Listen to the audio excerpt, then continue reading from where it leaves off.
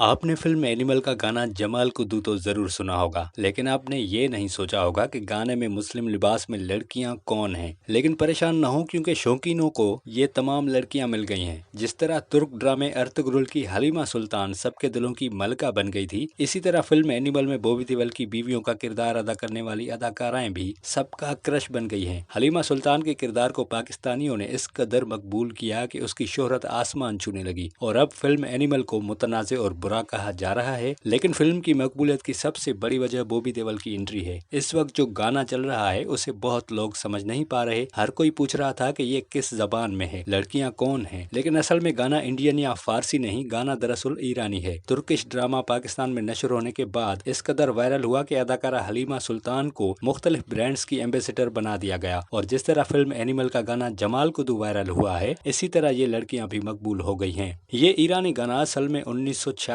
में गाया गया था, जिसके बाद इस गाने को दोबारा फिल्म में शामिल किया गया है और गाने की परफॉर्मेंस की मुख्तलिफ वीडियोस वायरल हो चुकी हैं। टिकटॉकर्स गाने पर डांस करने लगी हैं और अब सार्फिन ने लड़कियों के इंस्टाग्राम अकाउंट्स का पता लगा लिया है। अब ये लड़कियां नई हलीमा सुल्तान बनकर धूम मचा रही हैं।